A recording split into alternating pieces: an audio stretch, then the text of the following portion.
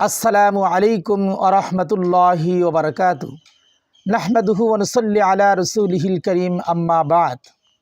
সম্মানিত দর্শকবিন্দু, আজকে আমরা আবারও হজের কিছু জরুরি গুরুত্বপূর্ণ মাসলা মাসাইল নিয়ে আলোচনা করব। সর্বপ্রথম আমরা জানব, কোনো ব্যক্তি যদি গরিব অবস্থায় হজ করে আর পরে যদি সে ধনী হয়ে যায় তাহলে দ্বিতীয়বার হজ করতে হবে কিনা। গরিব থাকা অবস্থায় হজ করার সময় যদি সে ফরজ হজের নিয়তে হজ করে থাকে অথবা ফরজ বা নফলের নিয়ত না করে শুধু হজের নিয়ত করে থাকে, তাহলে এই হজের ফরজ হজের জন্য যথেষ্ট হবে। মালদার হওয়ার পর নতুন করে হজ করতে হবে না। আর যদি গরিব থাকা অবস্থায় নফলের নিয়তে হজ করে থাকে তাহলে নফল হজ আদায় হবে। পরবর্তীতে মালদার হওয়ার কারণে যদি হজ ফরজ হয় তাহলে পুনরায় ফরজ হজ আদায় করতে হবে।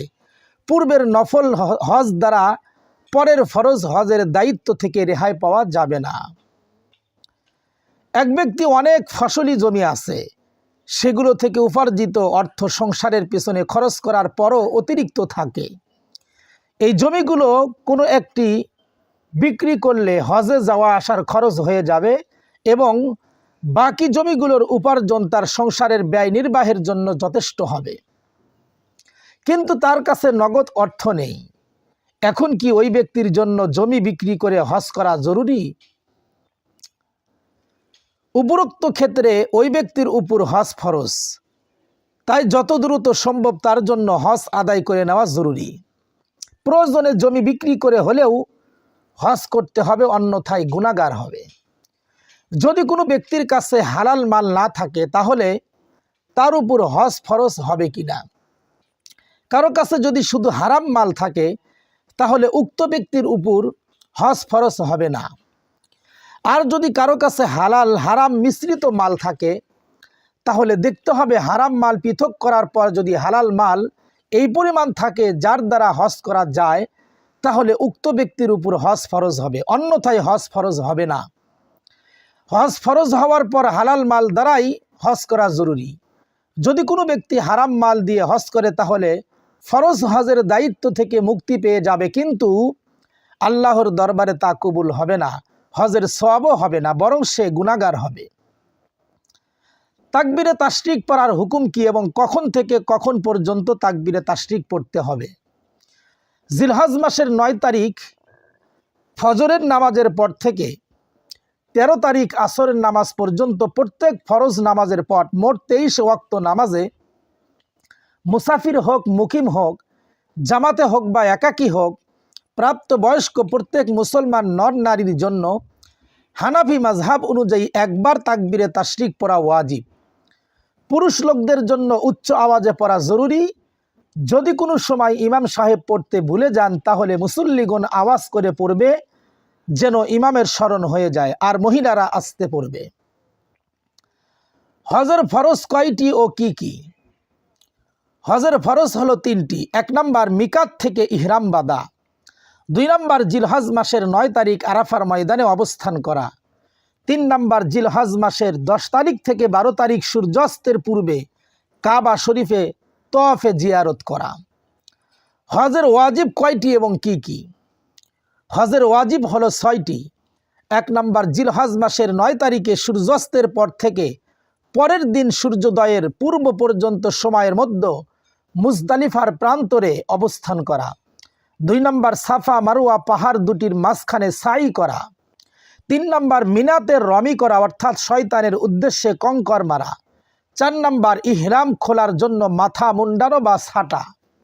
5 নম্বর বিদায়ী তওয়াফ করা, মিকাতের বাইরে বাসিন্দাদের জন্য নয়, মিকাতের বাইরের বাসিন্দাদের জন্য নয়। 6 নম্বর হজ ও ওমরার ইহরাম যারা একসাথে বাঁধে অর্থাৎ হজ্জে কিরান, আর যারা একই সফরে হজ ও উমরা করবে অর্থাৎ হজ্জে তামাত্তু, তাদের জন্য কুরবানি করা। হজের সুন্নাত কয়টি এবং কি কি? হজের সুন্নাত হলো 10টি। 1 নম্বর তওয়াফে কুদুম করা। 2 নম্বর তওয়াফে কুদুমের প্রথম 3 চক্করে রমল করা।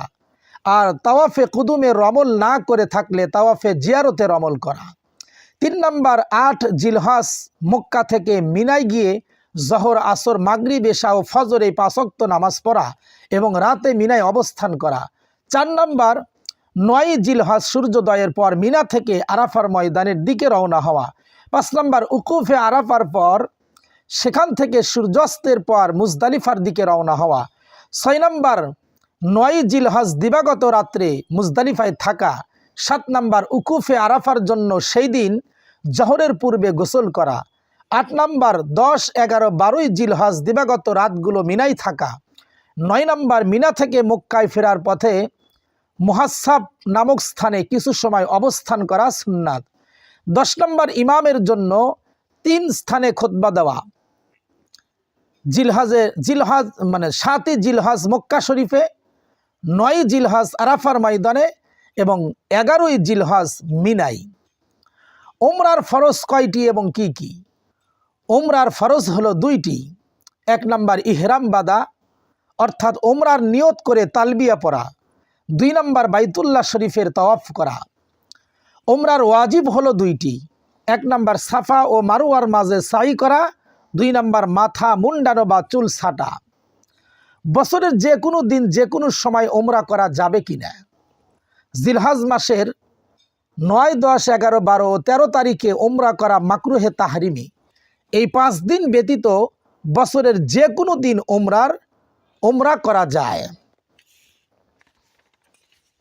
সম্মানিত দর্শকবিন্দু, এ পর্যন্ত আমরা হজের গুরুত্বপূর্ণ কিছু জরুরি মাসলা মাসাইল নিয়ে আলোচনা করলাম।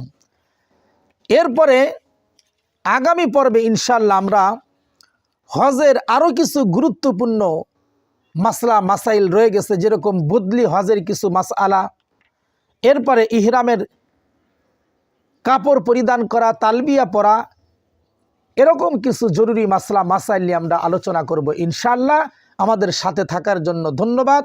আসসালামু আলাইকুম ওয়া রাহমাতুল্লাহি ওয়া বারাকাতুহু।